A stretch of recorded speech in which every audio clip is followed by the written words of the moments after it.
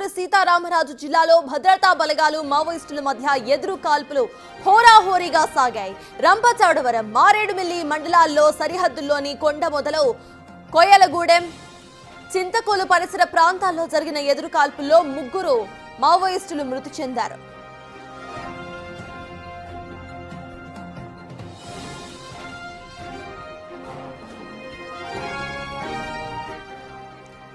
భద్రతా బలగాల కాల్పుల్లో మృతి చెందిన మావోయిస్టులు చలపతి భార్య అరుణతో పాటు గాజర్ల రవి అలియాస్ ఉదయ్, అంజు ఉన్నట్లుగా గుర్తించారు. ఘటనా స్థలంలో 3 AK-47 తుపాకులను స్వాధీనం చేసుకున్నాయి భద్రతా బలగాలు.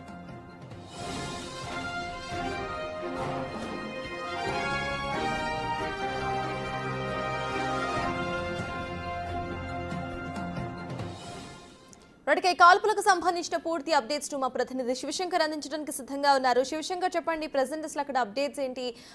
ఆపరేషన్ ఇంకా కొనసాగుతుందా? అసలు సిచ్యువేషన్ ఎలా ఉంది ఇక్కడ? చూసుకున్నట్లయితే ఆపరేషన్ ఇంకా కొనసాగుతుందని చెప్పుకోవాలి. మావోయిస్టులు అక్కడే అడవి ప్రాంతంలో నక్కి ఉన్నారని చెప్పి భద్రతా దళాలు ఇప్పటికే అక్కడ పూర్తి స్థాయి కూంబింగ్ నిర్వహిస్తున్నారు. అయితే ప్రస్తుతం ఉన్న భద్రతా బలగాల కంటే కూడా ఎడిషనల్ భద్రతా బలగాలను కూడా అక్కడికి ఇప్పటికే చేరుకున్న పరిస్థితి కనిపిస్తుంది.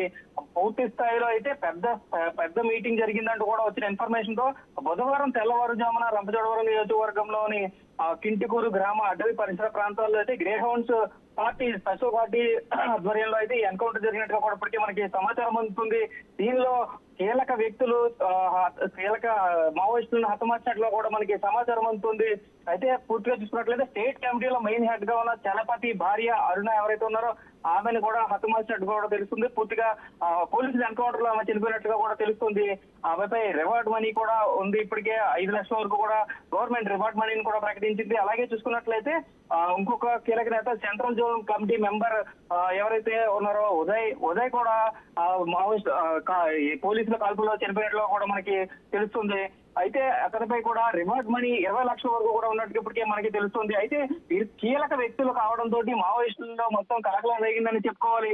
అయితే గత కొంతకాలం నుంచి కూడా పూర్తిగా ఇక్కడ ఏదైతే మారేడుమిల్లి, రంపచోడవరం పరిసర ప్రాంతాలలో పూర్తిగా ఒక బలమైన స్థావరాన్ని ఏర్పాటు చేయాలని కూడా మావోయిస్టులు భావిస్తున్నట్టుగా కూడా మనకి తెలుస్తుంది. అయితే గతంలో కూడా ఇక్కడ ఒక ఎన్కౌంటర్ జరిగింది.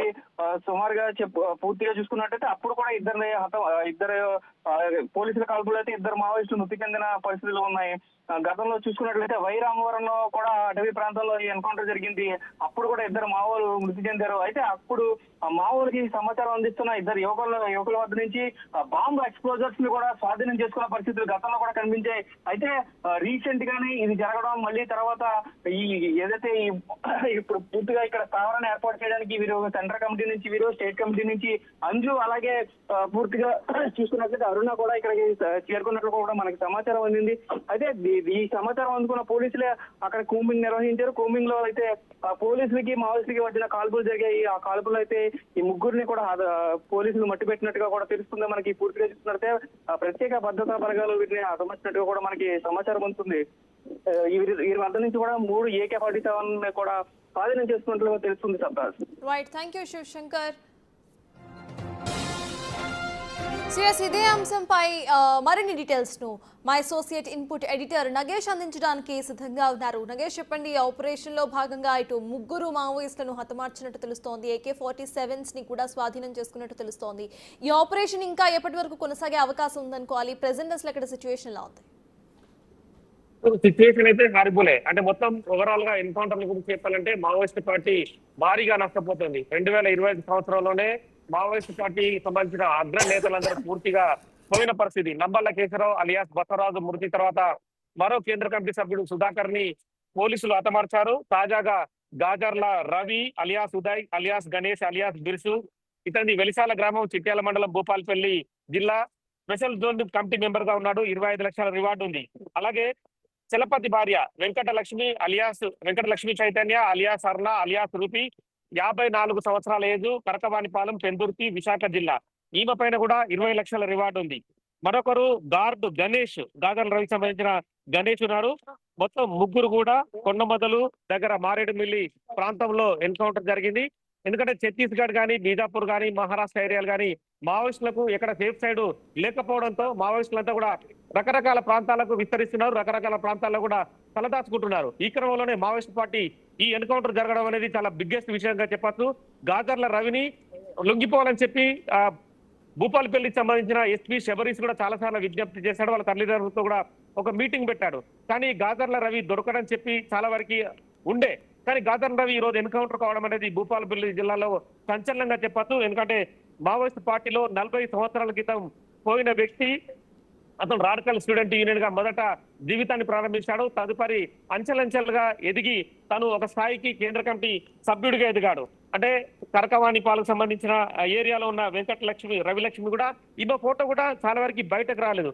చలపతి తన భార్య దిగిన ఫోటో ఒక 5 ఏళ్ల క్రితం బయటకు వచ్చిన తర్వాత కూడా మావోయిస్ట్ పార్టీలో పెద్ద చర్చ జరిగింది. అప్పటికీ చలపతి ఎలా ఉంటాడని చెప్పి కూడా ఎవరు గుర్తించలేదు, పోలీసులు కూడా గుర్తించలేదు. సో గాజర్ల రవి పరిస్థితి కూడా అదే. తల్లిదండ్రులు మాత్రం ప్రస్తుతం కన్నీరు మున్నీరు అవుతున్నారు. తన కొడుకు వస్తాడు, లొంగిపోతాడని చెప్పి భావించారు. కానీ ఇప్పటికీ మావోయిస్ట్ పార్టీ భారీగా దెబ్బతింటోంది. 3 నెలల్లోనే గతంలో 103 మంది పైగా చనిపోయారు. ఇప్పటికీ మొత్తం ఓవరాల్ గా 5 నెలల లిస్టు చూసుకుంటే కనుక 209 మంది ఎన్కౌంటర్ అయ్యారు. మావోయిస్టు అగ్రనేత, భారతదేశానికి చీఫ్ గా ఉన్న Nambala Keshavarao alias బసవరాజుని DGR constables అందరూ కూడా ఛత్తీస్గఢ్ లో భారీ ఎన్కౌంటర్ లో అప్పుడు 27 మందిని కాల్చి చంపారు. అందులో బసవరాజు ఉన్నాడు. తదుపరి సుధేకర్ ను కూడా ఇదే రీతిలో ఛత్తీస్గఢ్ లోనే ఎన్కౌంటర్ చేశారు. అంటే అప్పుడు ఆరోపణలు కూడా బెంగళూరులో చికిత్స చేసుకున్న సమయంలో ఎత్తుకొచ్చారని చెప్పి ఆరోపణలు ఉన్నాయి. ఇప్పుడు మాత్రం ఏపీ గ్రేవ్ హ్యాండ్స్ కాల్పుల్లో అంటే ఇన్ఫర్మేషన్ చాలా అంటే డెప్త్ గా వచ్చిన క్రమంలోనే గ్రేవ్ హ్యాండ్స్ మారేడుమిల్లిని చుట్టుపక్కల ప్రాంతాలని చుట్టుముట్టింది. ఈ క్రమంలోనే ఈ ఎన్కౌంటర్ చోటు చేసుకుందని చెప్పి ప్రస్తుతం అయితే ఏపీ పోలీసులు అల్లూరు సీతారామరాజు జిల్లా ఎస్పీ చెప్తున్నారు. ఇంకా ఎంతమంది ఎన్కౌంటర్ లో చనిపోయారు, ఈ ముగ్గురే కాక ఎంతమంది ఉన్నారనేది కూడా కాసేపట్లో తెలిసే అవకాశం కనిపిస్తుంది. కానీ మావోయిస్ట్ పార్టీ ఇప్పటికీ కేంద్రానికి ఆపరేషన్ కగార్ నిలిపేయాలని చెప్పి రకరకాల విజ్ఞప్తులు చేస్తుంది.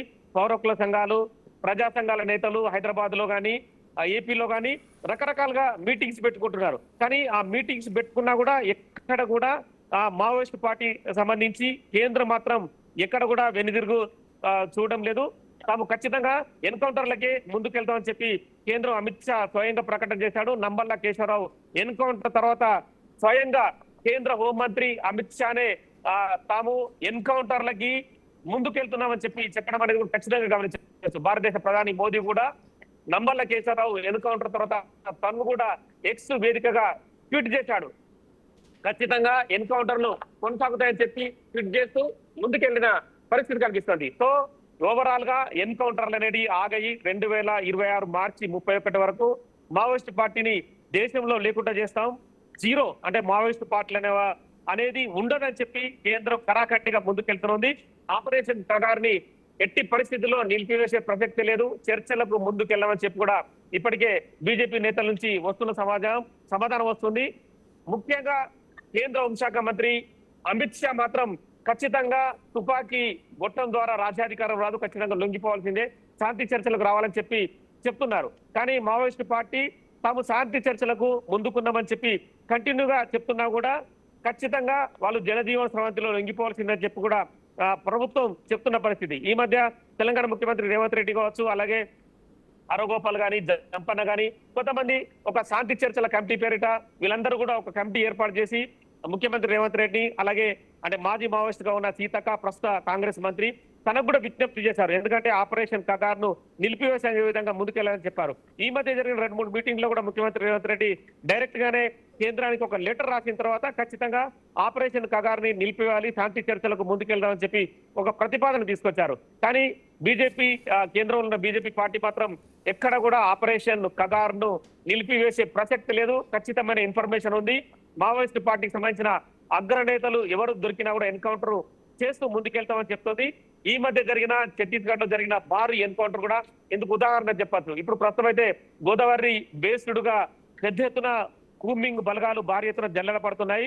అటు కేంద్ర బలగాలు కూడా అణువు గాలిస్తున్నాయి. కర్రెగుట్టల్లో కూడా దాదాపుగా 20,000 మంది బలగాలు ప్రతి అణువును గాలించారు. తాజా జరిగిన ఎన్కౌంటర్ కూడా మారేడుమిల్లి కూడా చిట్టడవి ప్రాంతం అయినా కూడా పోలీసులు ముందుకెళ్లి ముగ్గురిని మాత్రం ఎన్కౌంటర్ చేశారు. ఇందులో ఇద్దరు అగ్రనేతల్ని కోల్పోవడం అనేది మావోయిస్ట్ పార్టీకి పెద్ద దెబ్బనే. తనతో పాటు తన గార్డు కూడా గణేష్ కూడా చనిపోయిన పరిస్థితి. ఇంకా మరిన్ని వివరాలు మాత్రం ఇంకా ఎంతమంది ఎన్కౌంటర్ లో ఉన్నారు, ప్రస్తుతం అయితే ఇంకా ఎన్కౌంటర్ కొనసాగుతుంది. అవతల వైపు మావోయిస్టులు ఎంతమంది ఉన్నారు, కూమింగ్ బలగాలు ఎంతమంది ఉన్నారు అనేది మధ్యాహ్నం తర్వాత స్వయంగా మారేడుమిల్లి ఎస్పీ లేదా ఆంధ్రప్రదేశ్ డీజీపీ హరీష్ కుమార్ గుప్తా వివరాలు వెల్లడించే అవకాశం కనిపిస్తుంది. Thank you Nagesh. సిఎస్ మొత్తానికి ఆపరేషన్ ఖగార్ ఇన్ ప్రాసెస్లో ఉంది. ప్రెసెంట్ అయితే మన్యంలో మరోసారి కాల్పుల మోత మోగింది. ఇందులో ముగ్గురు మావోయిస్టులు మరణించారు. ద సేమ్ టైం AK-47 ఆయుధాలను ఇటు సాయుధ బలగాలు స్వాధీనం చేసుకున్నాయి. ఆపరేషన్ ఖగార్ ఇంకా ఎప్పటి వరకు కంటిన్యూ అవుతుందో చూడాలి. ద సేమ్ టైం మావోయిస్టులు అండ్ కొన్ని గవర్నమెంట్స్ కూడా కంప్లీట్గా వీటిని వ్యతిరేకిస్తున్నా కూడా బీజేపీ మాత్రం ఆపరేషన్ ఖగార్లో వెనకడుగు వేసే ఛాన్స్ లేదంటూ తేల్చి చెప్తోంది.